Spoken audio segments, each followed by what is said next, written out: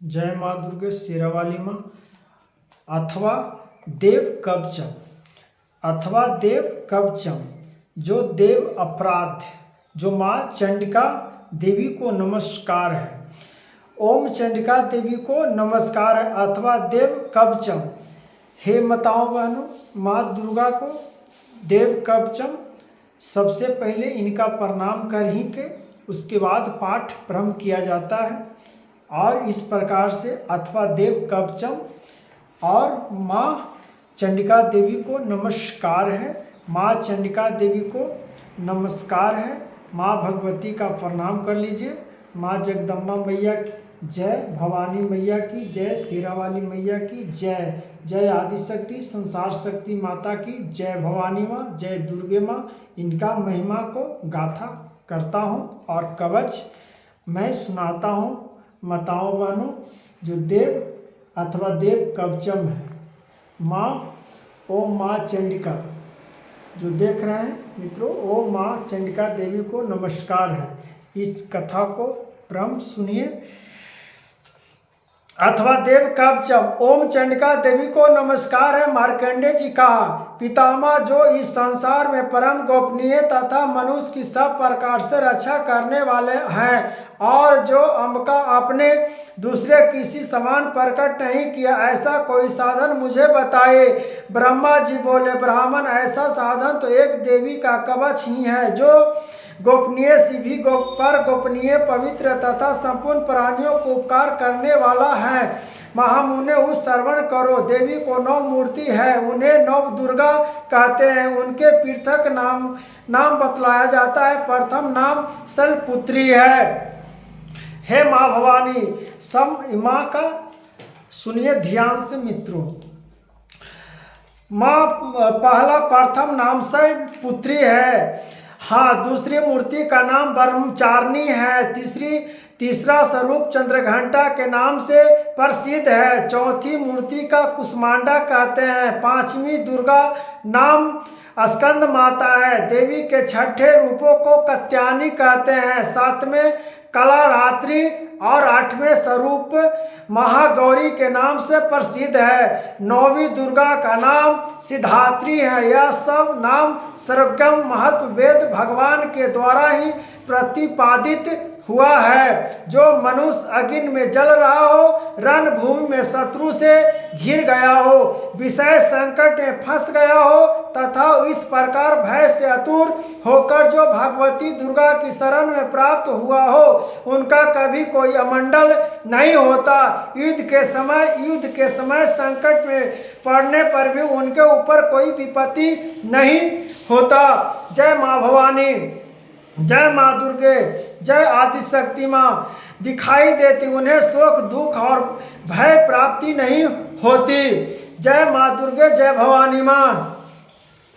जिन्हें भक्ति पूर्वक देवी का स्मरण किया है, उनका निश्चय ही उद्धत होता है। देव श्रीषि जो तुम्हारे चिंतन करता है, उनकी तुम निस्संदेह रक्षा करती हो। चामुंडा देवी प्रेत पर आरूढ़ होती है। ब्राह्मणी भैंसों सवारी करती है। इंद्रिका वाहन इरावत हाथी। वैष्णु देवी गरुड़ पर ही आसन जमाती है। महेश्वरी कृष्ण अगुण होती है।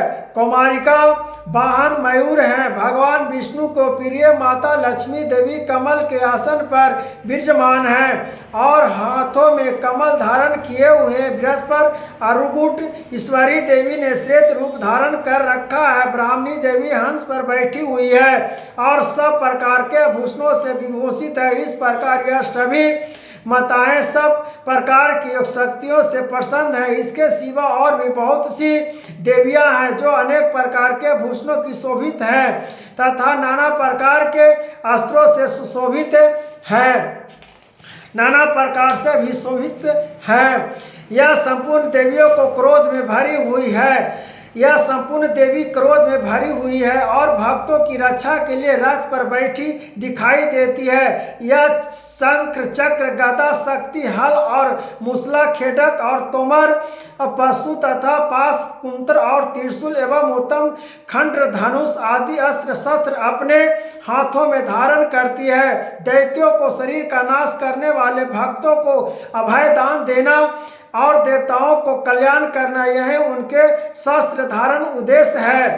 कवच आरंभ करने के पहले इस प्रकार प्रार्थना करनी चाहिए। महारौद्र रूपा अत्यंत घोर पराक्रम, महान बल और महान उत्साह वाली देवी, तुम्हें महान भयानक नाशक करने वाली हो, तुम्हें नमस्कार है। तुम्हारी ओर देखना भी कठिन है। शत्रुओं का भय बढ़ाने वाली जगदम्बे मेरी रक्षा करो।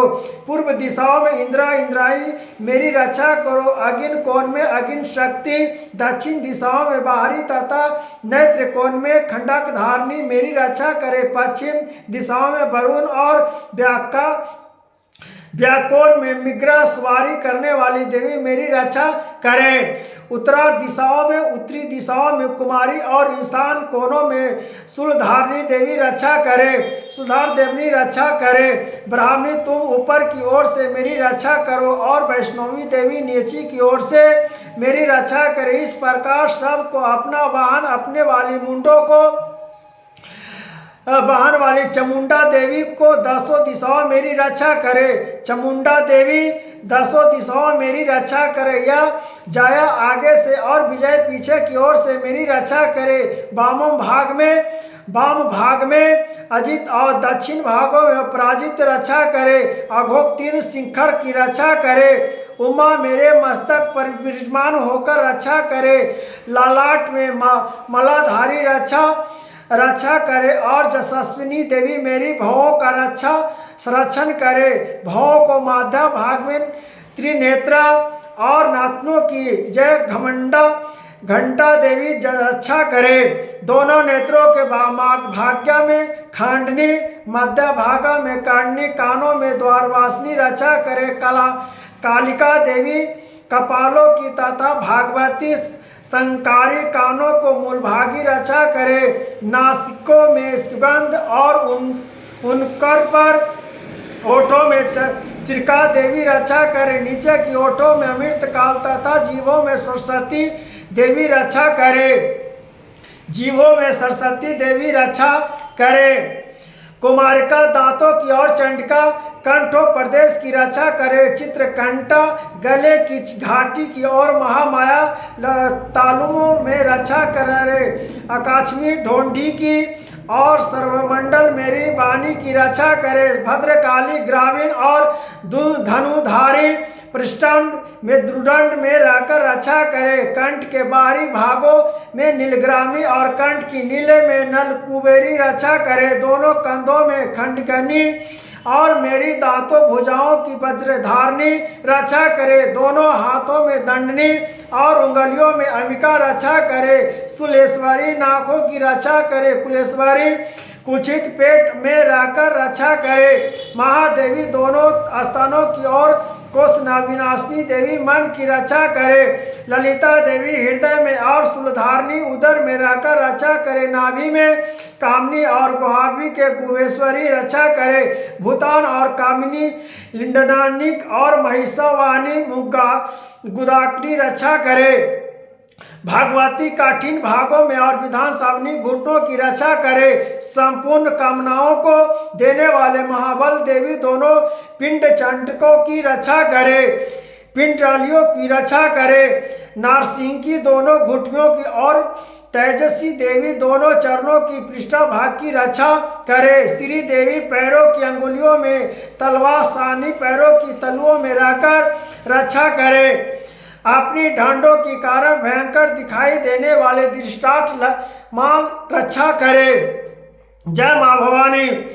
देने वाली चंद दृष्ट कारली देवी नाकों की और उद्रकेशनी देवी केशों की रक्षा करे। रोमांबालिका छिद्रों में कौरवों की और तत्वाची गौरीश्वरी देवी रक्षा करे। पार्वती देवी रक्त, मज्जा, अवस्था, मंसा, हड्डी और मेदा की रक्षा करे। आंतों की कला रात्रि और पित्त की मुगेश्वरी रक्षा करे। मूलधारण आदि कमल क्रोशों में पार्वती पहाड़वती देवी और कफा में चूड़ामणि देवी स्थित होकर रक्षा करे। नाक के तेज की ज्वालामुखी रक्षा करे, जिसका किसी भी अस्त्र से भेदन नहीं हो सकता। वह मेधा देवी शरीर की समस्त संधियों में रहकर रक्षा करे। ब्राह्मणी आप मेरे बीर्ज की रक्षा करे। शास्त्रीय छाया की तथा धर्मधारिणी देवी मेरे अहंकार, मन और बुद्धि की रक्षा करे। हाथों में ब्रज धारण करने वाली ब्रजहास देवी मेरे प्रणाम, अपमान, व्यान, उदाहरण और आसमान वायु की रक्षा करे। कल्याण से शोभित होने वाली भागवती कल्याण सभा मेरे प्राण की रक्षा करे। रूस, रूपा, गंधा, शब्द और स्पर्श इन विषयों का अनुभव करते समय योगिनी देवी रक्षा करे तथा सतगुण, रजोगुण और तमोगुण रक्षा सदा नारायणी देवी करे। बाहरी आयु की रक्षा करे, वैष्णवी धर्म की रक्षा करे तथा चक्र धारण करने वाली देवी जस्सा, कीर्ति, लक्ष्मी, धन तथा विद्या की रक्षा करे। इंद्राणी आप मेरे गोत्री की रक्षा करे। चंडके तुम मेरे पशुओं की रक्षा करो। महालक्ष्मी पुत्रों की रक्षा करे और भैरवी पत्नी की रक्षा करे। मेरे पथ की सुपात तथा मार्ग की क्षेमा करी रक्षा करे। राजा के दरबार में महालक्ष्मी रक्षा करे तथा सब और व्याप्त रहने वाली विजय देवी संपूर्ण भयों से मेरी रक्षा करे। देवी जो आस्थान कवच में नहीं कहा गया है एतम रक्षा से रहित है, वह सब तुम्हारे द्वारा सुरक्षित हो, क्योंकि तुम्हें विजय शालिनी और पापनाशनी हो। यदि अपने शरीर का भला चाहे तो मनुष्य बिना कवच के कहीं एक पग भी न जाए। कवच का पाठ करके ही यात्रा करे।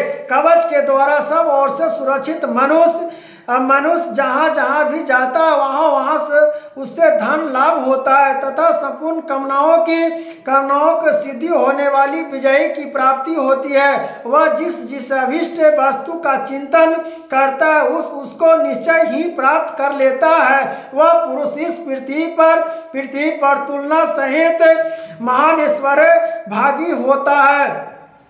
कवच से सुरक्षित मनुष्य निर्भय हो जाता है। युद्ध में उसकी पराजय नहीं होती तथा वह तीनों लोकों में पूजनीय होता है। देवी का यह कवच देवताओं के लिए भी दुर्लभ है। जो प्रतिदिन नियम पूर्वक तीनों संध्या के समय श्रद्धा के साथ इसका पाठ करता है उससे देवी कला प्राप्त होती है तथा वह तीनों लोकों में कभी भी पराजित नहीं होता। इतना ही नहीं, वह अपमृत्यु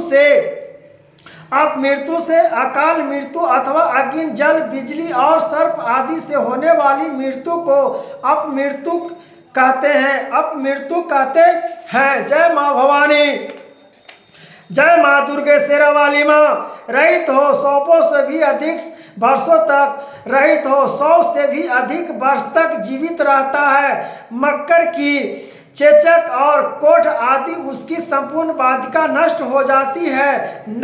कनेर, भंग, अफीम, धतूरे आदि शस्त्र विष, सांप और बिच्छू आदि के काटने से चढ़ा हुआ अंडस विष तथा अफीगन और तेल के संयोग आदि से बनने वाला कृषित्र विषय, यह सभी प्रकार के विष दूर हो जाते हैं, उनका कोई असर नहीं होता।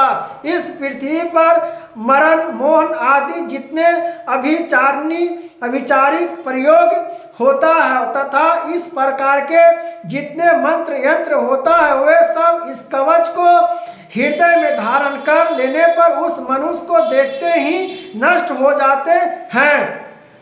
हृदय में धारण कर लेने पर उस मनुष्य को देखते ही नष्ट हो जाते हैं। यह ही नहीं, पृथ्वी पर विचरने वाले ग्राम देवता, आकाशचारी देवर्षि, जल के संबंध प्रकट होने वाले गण, उपदेश मात्रा से सिद्ध होने वाले निम्न कोटि के देवता, अपने जन्म के साथ प्रकट होने वाले देवता, कुल देवता, माला, कमंडमाला आदि, डाकनी, शाकनी, अंतराश्रमी, विचारने वाली अत्यंत बलवती भयानक डाकनी, ग्रह, भूत, पिशाच, जस्स, गंधर्व, राक्षस, ब्राह्मण, राक्षस, बेताल, कुष्मांडा और भैरव आदि निष्काष्टकार देवता भी हृदय में कवच धारण किए रहने पर उस मनुष्य को देखते ही भाग जाते हैं। कवचधारी पुरुष को राजा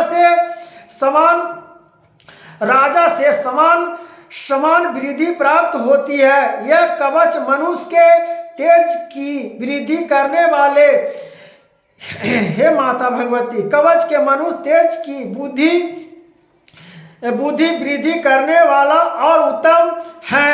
कवच का पाठ करने वाले पुरुष अपनी कीर्ति से विभूषित भूत लपर अपने संयुक्त के साथ साथ बुद्धि को प्राप्त होता है। जो पहले कवच का पाठ करके उसके बाद सतपति चंडिका पाठ करता है, उसकी जब तक वन, पर्वत और कानों सहित यह पृथ्वी टिकी रहती है, तब तक यहाँ पुत्र पौत्र आदि सत्नप्रामा बनी रहती है।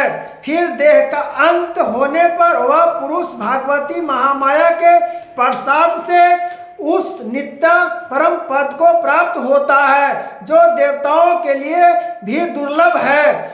सुंदर दिव्य रूप धारण करता है, कल्याण माया शिव के साथ अनंत का भागी होता है। इति देव कवच संपूर्ण हुआ। जय माँ भगवती। ओम चंडिका देवी को नमस्कार है। जय माँ कपाली, दुर्गा, क्षमा, शिवा, धात्री, स्वाहा और स्वाहा इन नमो से जाप करे। महाकाली, भद्रकाली, कलानी। जय माँ दुर्गे। इति देव कवच संपूर्ण हुआ। जय माँ भगवती।